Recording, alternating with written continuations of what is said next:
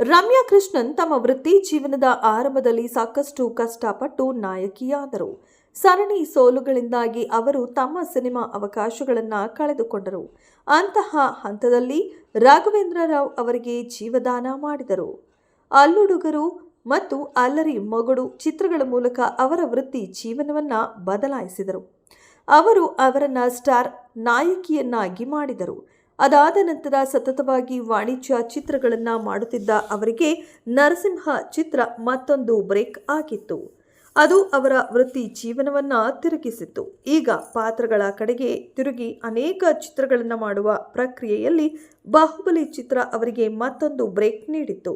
ಈ ರೀತಿಯಾಗಿ ರಮ್ಯಾ ಕೃಷ್ಣನ್ ತಮ್ಮನ್ನ ತಾವು ವಿಶಿಷ್ಟ ನಟಿ ಎಂದು ಸಾಬೀತುಪಡಿಸಿಕೊಂಡಿದ್ದಾರೆ. ಇನ್ನು ರಮ್ಯಾ ಕೃಷ್ಣ ನಿರ್ದೇಶಕ ಕೃಷ್ಣವಂಶಿ ಅವರನ್ನ ಪ್ರೀತಿಸಿ ಮದುವೆಯಾದರು. ಕೃಷ್ಣವಂಶಿ ಅವರ ಚಂದ್ರಲೇಖ ಚಿತ್ರದ ಚಿತ್ರೀಕರಣದ ಸಮಯದಲ್ಲಿ ಇಬ್ಬರು ಭೇಟಿಯಾದರು. ಅದು ಪ್ರೀತಿಗೆ ತಿರುಗಿ ಅವರು ಸುಮಾರು 5 ವರ್ಷಗಳ ಕಾಲ ಡೇಟಿಂಗ್ ಮಾಡಿ 2003ರಲ್ಲಿ ವಿವಾಹವಾದರು.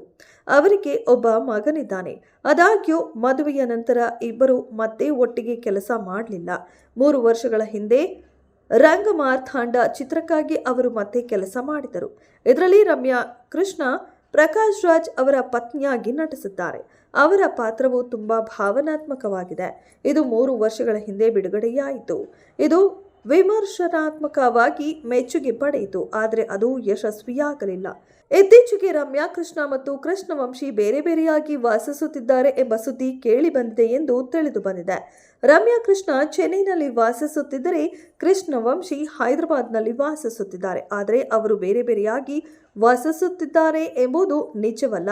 ಅವರು ಕೆಲಸಕ್ಕಾಗಿ ಅಲ್ಲೇ ಇರಬೇಕಾಗತ್ತೆ ಮತ್ತು ಅವರು ಒಟ್ಟಿಗೆ ಇದ್ದಾರೆ ಎಂದು ಕೃಷ್ಣವಂಶಿ ಹೇಳಿದರು.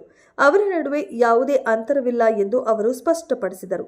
ಈ ಸಂದರ್ಭದಲ್ಲಿ ರಮ್ಯಾ ಕೃಷ್ಣ ಅವರ ಇತ್ತೀಚಿನ ಹೇಳಿಕೆಗಳು ಆಘಾತಕಾರಿ. ರಮ್ಯಾ ಕೃಷ್ಣ ಯಾವುದೇ ವಿಷಯವನ್ನ ಧೈರ್ಯದಿಂದ ಹೇಳ್ತಾರೆ. ಏನನ್ನ ಮರೆಮಾಚದೆ ಬಹಿರಂಗವಾಗಿ ಎಲ್ಲವನ್ನ ಹೇಳ್ತಾರೆ. ಇತ್ತೀಚೆಗೆ ಅವರು ಕೃಷ್ಣವಂಶಿ ಬಗ್ಗೆ ಅಚ್ಚರಿಯ ಕಾಮೆಂಟ್ ಅನ್ನ ಮಾಡಿದ್ದಾರೆ. ಅವರು ಕೃಷ್ಣವಂಶಿ ಅವರ ಪತ್ನಿಯಾಗುವುದಕ್ಕಿಂತ ನಟಿಯಾಗುವುದನ್ನ ಹೆಚ್ಚು ಇಷ್ಟಪಡ್ತಾರೆ ಎಂದು ಹೇಳಿಕೊಂಡಿದ್ರು. ಚಂದ್ರಲೇಖ ಚಿತ್ರದ ನಂತರ ಕೃಷ್ಣವಂಶಿ ಮತ್ತೆ ನನ್ನೊಂದಿಗೆ ಕೆಲಸ ಮಾಡಲು ಬಯಸಲಿಲ್ಲ. ನಾನು ಸೆಟ್ನಲ್ಲಿ ತುಂಬಾ ಮಜಾ ಮಾಡ್ತೇನೆ ಎಂದು ಅವರು ಭಾವಿಸಿದ್ರು.